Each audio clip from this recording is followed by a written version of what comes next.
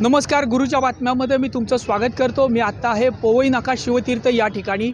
राजधानी साताऱ्यामध्ये पहिल्यांदाच 100 फुटी भगव्या ध्वजाचं रोहण केलं जाणार आहे। त्याचं अनावरण श्रीमंत छत्रपती सौ दमयंती राजे भोसले यांच्या हस्ते उद्या हा सोहळा होणार आहे।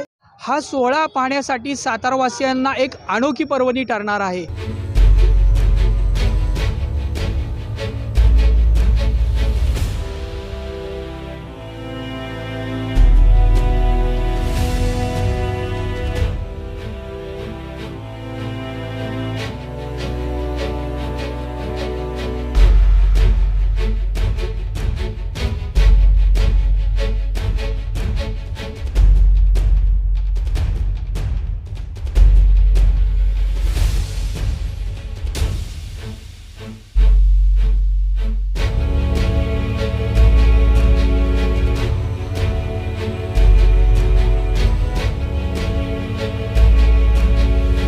आपण माझ्या पाठीमागे पाहत आहोत, या ठिकाणी हा 100 फुटी ध्वज जो उभारला जाणार आहे त्याच्या जय्यत तयारीसाठी इथं क्रेनची व्यवस्था करण्यात आलेली आहे।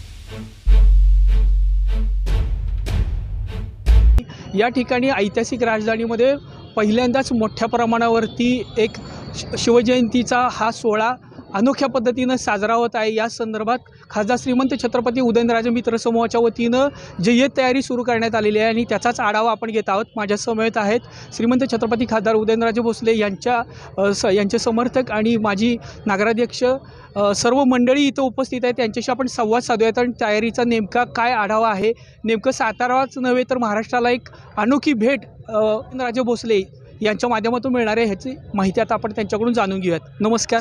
शिवजयंतीचं औचित्य साधून खासदार श्रीमंत छत्रपती उदयनराजे भोसले यांच्या मार्गदर्शनाखाली आपण एक आगळीवेगळी शिवजयंती साजरा करण्याचा मानस यावर्षी केलेला आहे। या ठिकाणी आवर्जून मी सांगू इच्छिते की हा सगळा कार्यक्रम श्रीमंत छत्रपती दमयंतीराजे भोसले यांच्या हस्ते होणार आहे। 7 वाजता बरोबर या कार्यक्रमाला सुरुवात होणार आहे। प्रथम शिवाजी महाराजांच्या पुतळ्याला 5 नद्यांचं पाणी आणून त्याच्यानी अभिषेक होणार आहे, दुग्ध अभिषेक होणार आहे।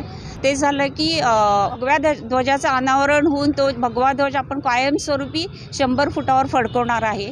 त्याच्यानंतर गारद होईल, गारद झाल्यानंतर महाआरती होईल, महाआरती झाली की हेलिकॉप्टरमधून पुष्पवृष्टी होणार।